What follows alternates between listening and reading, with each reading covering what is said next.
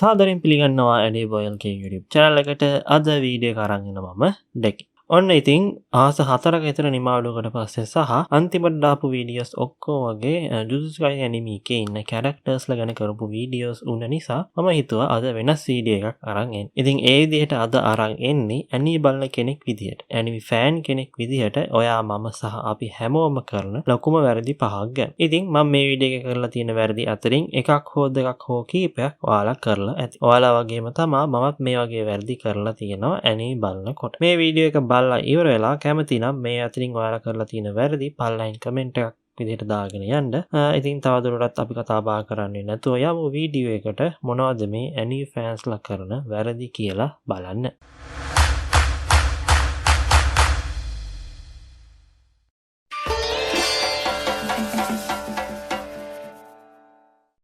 සාමාන්‍ය මොකක් හරි දෙයක් ඕවර් හයිප් හරි ඕවර් රේට් හරි කරනවා කියන්නේ ඒ දෙයට ලැබෙන්න ඕනවට වඩා වැඩියෙන් ඒ ගැන වර්ණනා කරනවා කියන එක. ඇනිමේ එකක් ඕවර් හයිප් හරි ඕවර් රේට් හරි කරනවා කියන්නේ ඒ දෙයම තමයි. ඒ අදාළ ඇනිමේ එකට ලැබෙන්න ඕන පිළිගැනීමට වඩා වැඩියෙන් ඒ ඇනිමේ එක ප්‍රශංසා එහෙම නැත්නම් වර්ණනා කරනවා කියන එක. බොහෝ දුරට මෙහෙම වර්ණනා කරන්න කෙනෙක් පෙළඹ වෙන්නේ එයා අලුතෙන් ඇනිමේ එකක් බලන්න පටන් ගත්ත කෙනෙක් වීම සහ එයා මුලින්ම බලන්න පටන් ගත්ත ඇනිමේ එක එයාට ගොඩක් හිතට අල්ලලා ගිය නිසා. මෙහෙම අලුතෙන් ඇනි බලන අය විතරක් නෙමේ ඇනිමි ගොඩක් බලලා තියෙන අයත් මෙහෙම සමහර ඇනිමි ඕවර් හයිප් කරන්න පෙළඹ වෙනවා. මෙහෙම ඕවර් හයිප් කරන එකෙන් වෙන්නේ ඒ අදාළ ඇනිමි එක බලන්න යන කෙනෙක්ගේ එක්ස්පෙක්ටේෂන් එක. ඒ කියන්නේ ඒ ඇනිමි එක සුපිරිම ඇනිමි එකක් වෙයි කියන බලාපොරොත්තුව උඩින්ම තියෙන එක. ඒ වුණාට ඒ අදාළ ඇනිමි එක බලපුවම තියාගෙන තිබුණ බලාපොරොත්තුව එහෙම් පිටින්ම කඩාගෙන වැටෙනවා. මෙහෙම වුණාම සමහර වෙලාවට සමහර අය ඇනි බලන එක එතනින්ම අතහැරලා දාන්න උනත් පුළුවන්. මේ ඇනිමි ඕවර් හයිප් කරන එක අඩු කරගන්න කොහොමද කියලා අදහස් ටිකක් කිව්වොත් ඔයාට පුළුවන් ඒ අදාළ ඇනිමේ එකේ ඔයා දකින්න අඩුපාඩුත් ඔයා ඒ ඇනිමේ එකේ කැමති දේවල් එක්කම දාන එක. මෙහෙම දාන එකෙන් වෙන්නේ ඔයා දාපු දේවල් කියවන කෙනෙක් ඒ ඇනිමේ එක බලන්න පටන් ගන්නෙ ඒ ඇනිමේ ගැන තියෙන හොඳ සහ නරක දෙකම දැනගෙන නිසා.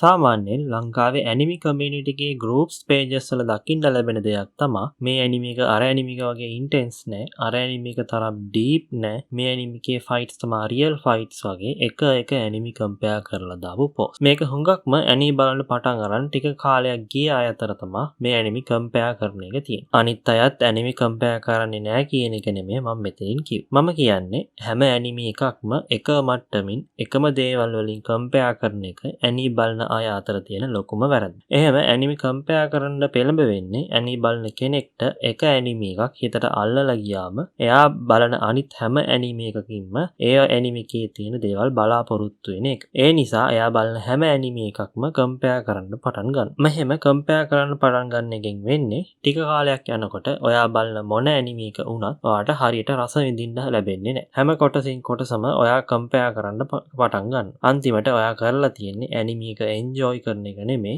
ඇනිමි එක කම්පෙයාර් කරන එක. මෙහෙම ඇනිමි කම්පෙයාර් කරනකොට ඔයා කියන දේ අහන් ඉන්න අනිත් අයත් ඒ දේවල් අහලා සමහර හොඳ ඇනිමි මිස් කරගන්න පුළුවන්. මේකට විසඳුමක් විදිහට ඔයා ඇනිමි එකක් බලලා ඉවර වෙලා ඒ ඇනිමි එක කම්පෙයාර් කරලා බලන්න පුළුවන්. ඒ ඇනිමි එකේ තියෙන ගෝල් ජෙන්ඩර් එකේ තියෙන තවත් ඇනිමි එකක් එක්ක. ඒ කියන්නේ රොමෑන්ස් ඇනිමි එකක් එක්ක.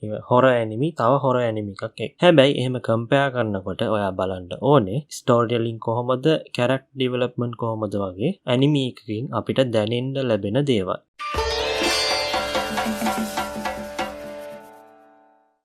ඇනි බලන සමහර අය අතර තියෙන දෙයක් තමයි ෆිලර්ස් අතරලා බලන්න ඕනේ. ට්‍රේනින් ආක් නම් වැඩක්ම නෑ.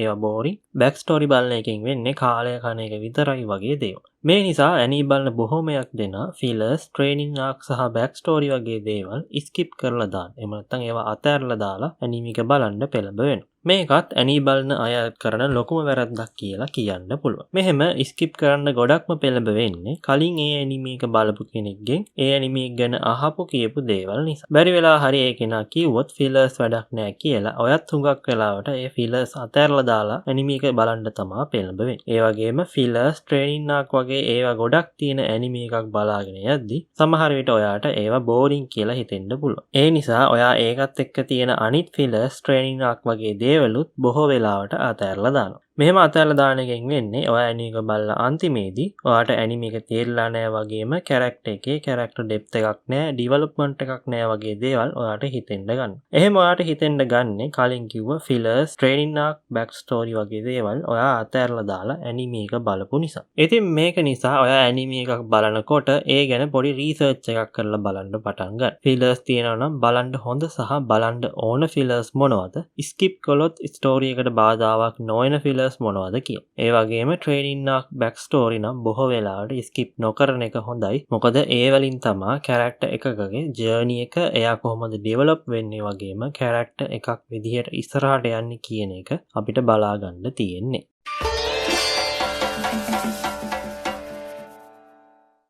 සාමාන්‍යයෙන් ඇනි ෆෑන්ස්ලා ඇනිමේ එකක බලන්න ආසම දෙයක් තමයි ඒකේ තියෙන ෆයිට්ස්. එහෙම නැත්නම් ඒකේ ඇනිමේ එකේ තියෙන සටන්.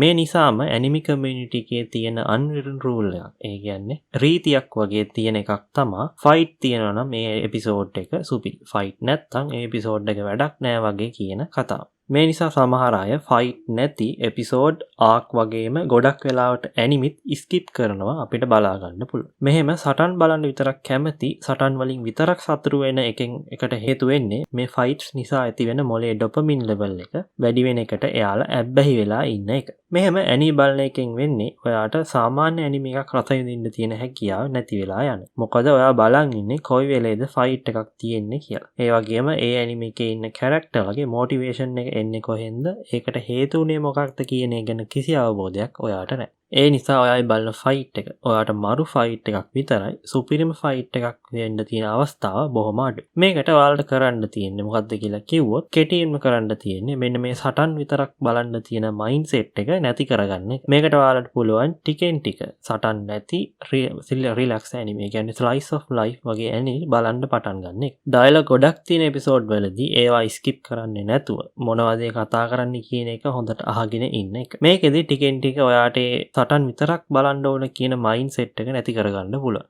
ඒ වගේම ස්ටෝරි ගලාගෙන යන්නේ කොහොමද, ඉන්න කැරක්ටර්ස්ලා ගන්න තීරණ ස්ටෝරි එකට බලපාන්නේ කොහොමද කියන එකට හොඳ අවධානයක් දීලා බලන්නත් ඔයාලට පුළුවන් වෙනවා.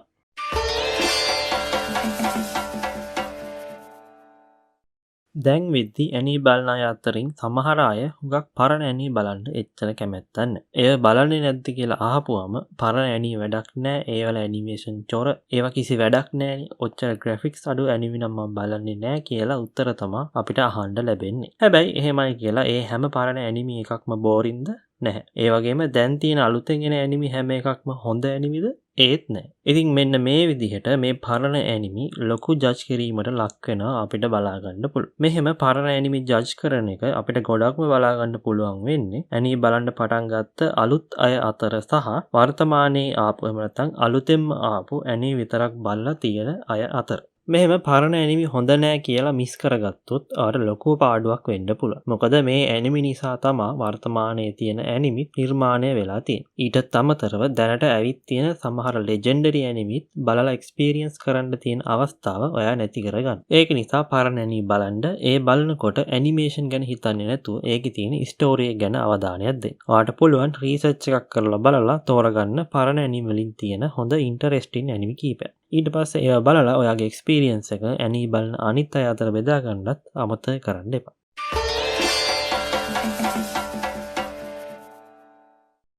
ඉතින් ඔන්න ඔය විදිහට තමයි අද වීඩියෝ එක ඉවර වෙන්නේ. ඉතින් මම මේ වීඩියෝ එකෙන් අරන් ආවේ ඇනි බලන ෆෑන්ස්ලා එහෙම නැත්නම් ඇනි බලන අය අතර තියෙන ලොකුම වැරදි පහක් ගැන. ඉතින් මම මේ වීඩියෝ එකේ කියලා තියෙන වැරදි අතරින් ඔයාගේ අතින් මොකක් හරි ඒ වැරද්දක් එකක් හෝ කීපයක් වෙලා තියෙනවා නම් කැමති නම් ඒ ගැන පල්ලෙන් කමෙන්ට් එකක් විදිහට දාගෙන යන්න. ඉතින් මේ වීඩියෝ එක හොඳයි නම් ලයික් කරන්න, කමෙන්ට් කරන්න වගේම යාළුවන්ට බලන්න වීඩියෝ එක ෂෙයා කරන්නත් අමතක කරන්න එපා. ඒ වගේම මේ වගේ තව වීඩියෝ බලන්න ආස නම් channel එක subscribe කරලා වගේම අනිවාර්යයෙන්ම bell icon එකත් click කරලා තියාගන්න. එහෙනම් අදට වීඩියෝ එක අවසానයි. ආය අලුත් වීඩියෝ එකකින් හමු වෙනකන් ඔයාලා හැමෝටම සුබ දවසක්.